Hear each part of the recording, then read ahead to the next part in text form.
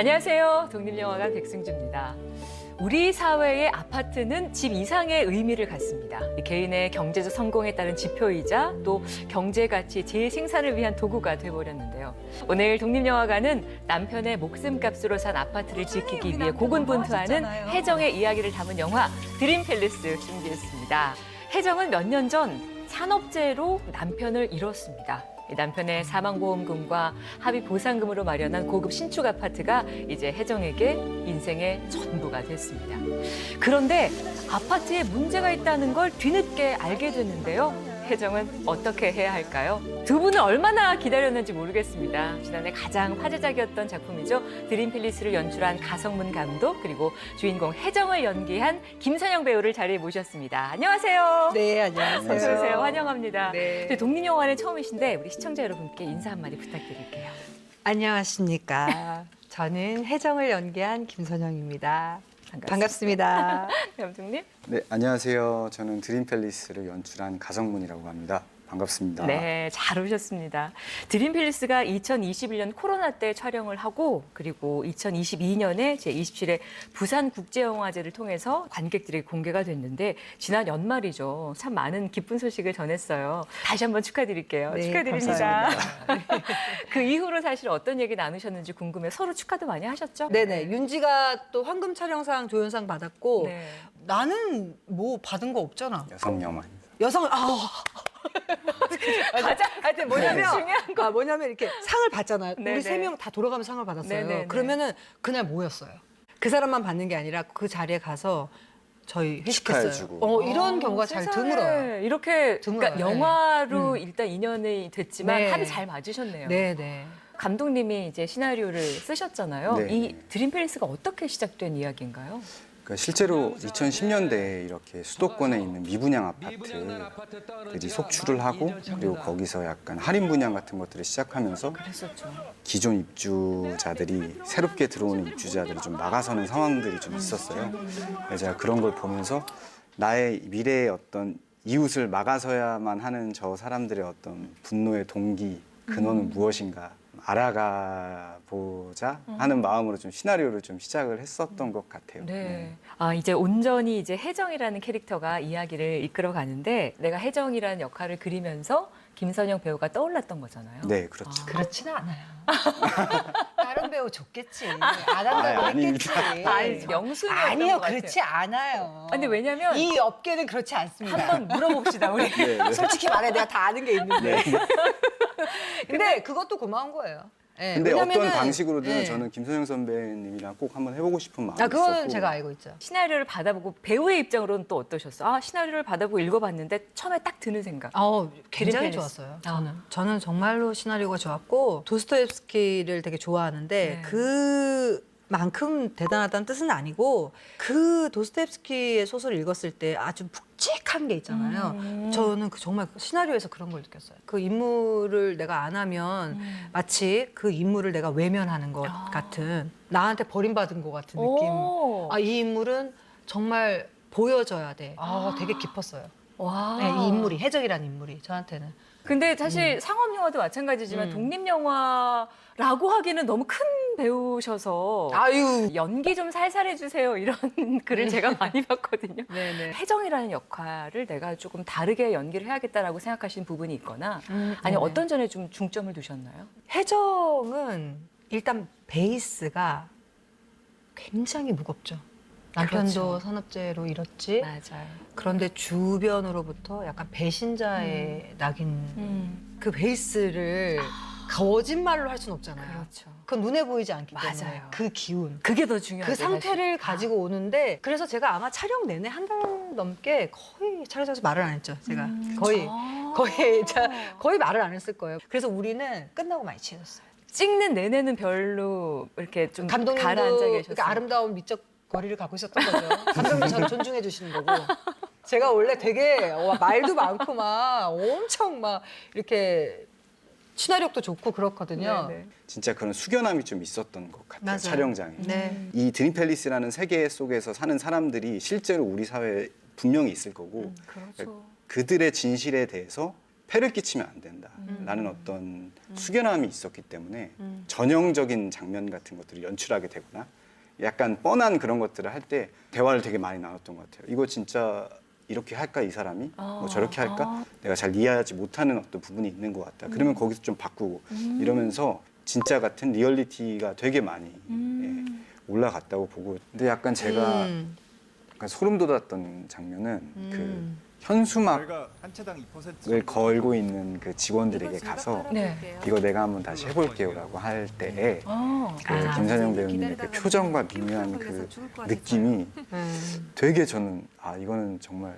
다르다. 진짜 촬영 내내 김선영 배우님의 진심이 전 왔거든요. 이렇게 이분이 얼마나 진짜 극도에 집중하는 게 무엇인지. 내가 또 언제 주인공을 할까? 정말 이번에 왔을 때 정말 열심히 해야지 그랬던 거예요. 내가 진짜 다시는 정말 주인공을 너무 못할 빛이 수도 있어. 났습니다. 정말 빛이 났습니다. 이제 드림필렛의 첫 촬영이 이제 네네. 혜정이 플랜카드를 만들어 이제 인쇄소에 들어가는 네. 장면이라고 들었는데 첫 촬영이 사실은 그 장면이 아니고 그 물 담는 마트에서 그게 물 첫 사서 담는 게 촬영이었어요? 아니에요. 진짜 첫 촬영이에요. 아니에요. 기억이 달라요 지금. 그날 아니라니까 감독님. 맞아요. 아니야. 이거 저기야. 어떻게 첫 촬영. 인쇄소 간 게 첫 촬영이에요. 그러니까 그거 찍고 물 담는 거 찍고 네. 인쇄소로 갔죠. 아니에요. 왜냐면 제가 그 인쇄소가 첫 촬영이에요. 잊혀지지가 않는 게 이게 첫 촬영이 그 됐어. 아니, 내 말이 맞아. 맞아요. 아 진짜로? 아. 제가 왜 그걸 기억하냐면 네네. 진짜?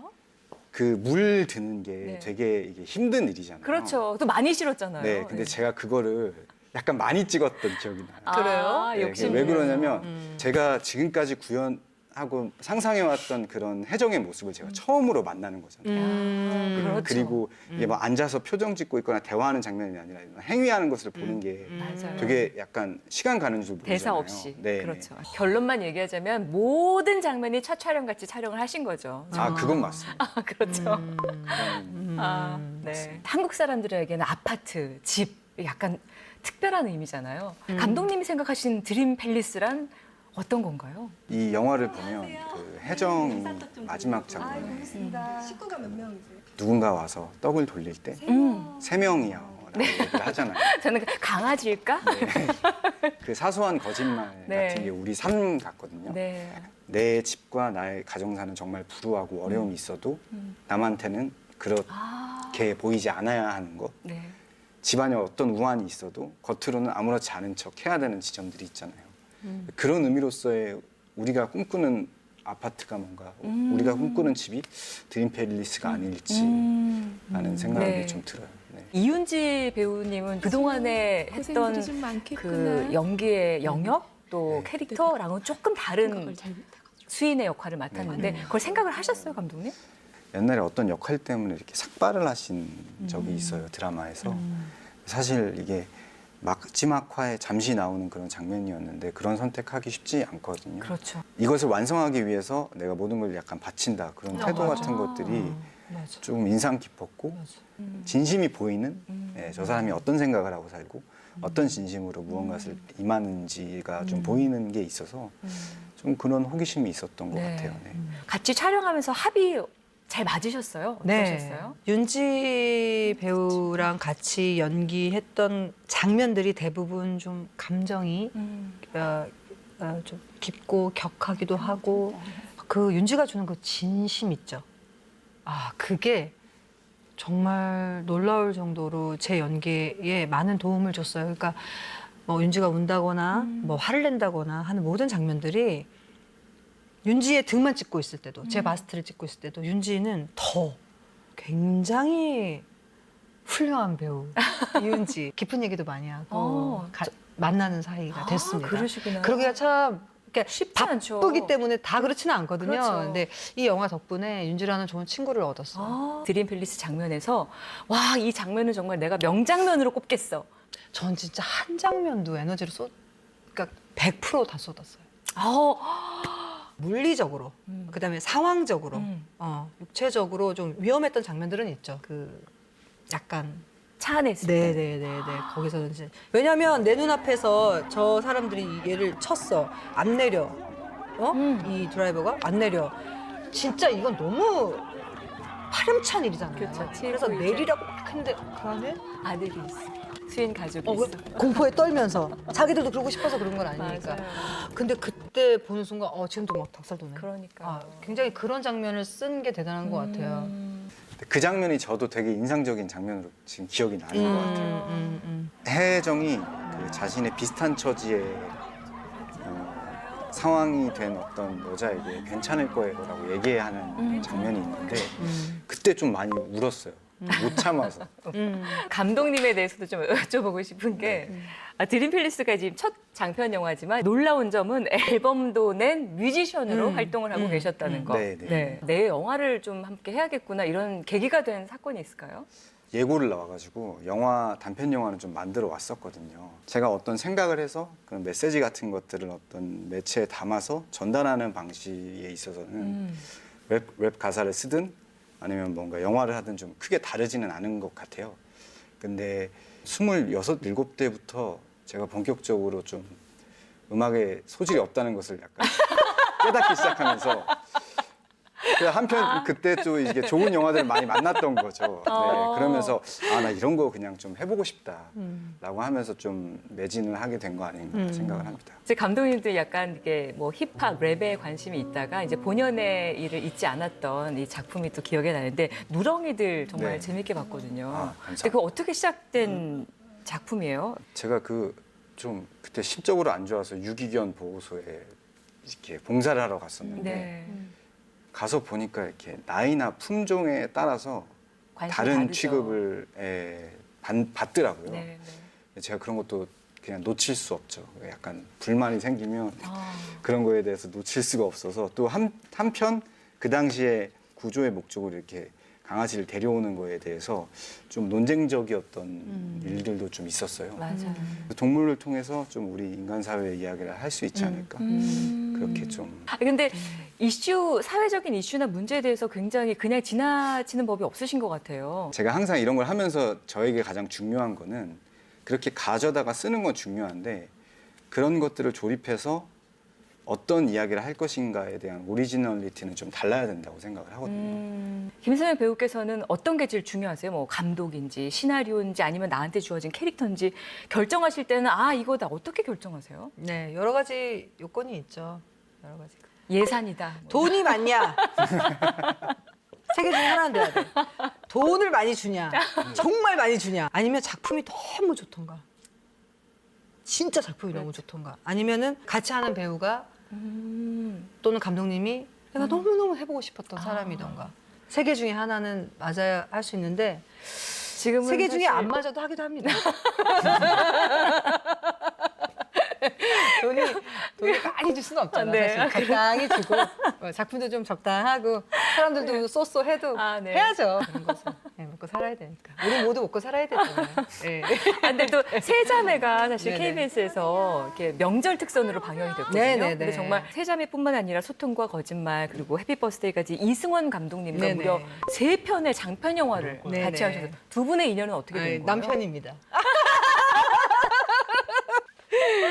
남편이니까 이제 제가 당연히 출연을 하게 됐고 이렇게 네. 예산은 좀 돈을 많이 주시던가요? 아이고 참 단돈 네, 10원도 받지 못했습니다. 남편은 저에게 명예를 주는 걸로. 네. 돈은 제가 그렇군요. 알아서 버는 걸로. 그렇군요, 예. 그렇군요. 네. 남편 되시는 분께서 이렇게 작업하실 때는 시나리오 네. 쓰신 것도 다 직접 보시겠네요, 그럼요. 집에서. 네, 그럼요. 세자매는 제가 그거는 있어요. 확실하게 뭔가 어떤 신이 있었는데 여기서 이 인물이 느껴야 되는 감정이 이거냐고 물었어요. 이거를 표현하고 싶은 거야? 자, 그러면 그거보다 뭔가 수치심을 정말 제대로 느낄 수 있는 막 혼자 생각하다가 뱃살을 한번 잡자. 그거 제가 아이디어 주면 남편 앞에서 이제 옷을 걷고 제 배를 이렇게 흔들면서 이런 거 한번 나가면 정말 수치스럽지 않을까? 이거 한번 가자. 그런 면도 있군요. 네, 저는 남편 이승원 감독이랑 작업하는 걸 굉장히 좋아해요. 굉장히 잘 맞고 어떻게 보면 가장 이승원이라는 연출을 이해를 많이 하고 있는 배우이기도 하죠. 그래서 굉장히 그렇죠. 재밌어요. 네. 다음 작품에서는 저희는 어떻게 또 김선영 배우를 볼 수가 있을까요? 드라마 한 2개 정도? 예, 일단은 드라마 네. 2개 정도랑 독립 영화인데 잠깐 특별 출연처럼. 반갑네요. 네네네네. 동료 영화 많이 그 찍어주세요. 영화도 여기 한번 걸리면 좋아요. 네, 제가 올게요. 한 장면 나오고요. 근데 제가 굳이 올게요. 진짜 저희 계획해요? 네네네. 제가 한 장면 나왔는데 여기 딱 앉아갖고 알겠습니다. 이따 갈게요. 네. 감독님은 그럼 지금 드림필리스로 너무 정말 빠르게 달려오셨어요. 다음 차기작 준비하고 계시죠? 쓰고 있고요. 아직 제작에 들어가지 않아서 뭐라고 말씀을 못 드리겠는데 근데 이렇게 간단하게 어떤 뭔가 고령화. 정말 어떻게 풀어나가실지 정말 기대가 됩니다. 자, 이제 마지막으로 오늘 드림필리스 보실 우리 시청자 여러분께 끝으로 이 영화 어떻게 봐주시면 좋겠습니다. 라고 끝인사 한번 부탁드릴게요. 다 보시고 난 다음에 주변에 소문도 많이 내주시고 어쨌든 KBS 독립영화관 출연하게 돼서 너무 즐거운 시간이었습니다. 여러분 행복한 시청 되세요. 역사와 전통을 자랑하는 KBS 독립영화가 나오게 돼서 너무 영광이고요. 영화를 보시게 될 텐데 어떤 작은 의미나 작은 감동이나 작은 위로를 좀 찾아가는 시간이 되셨으면 좋겠어요. 함께 해주셔서 고맙습니다. 네, 네, 감사합니다. 감사합니다. 오늘의 독립영화관 가성문 감독 그리고 김선영 배우의 작품입니다. 남편의 목숨값으로 산 아파트를 지키기 위해 고군분투하는 혜정의 이야기를 담은 영화 드림팰리스 지금 함께 하시죠.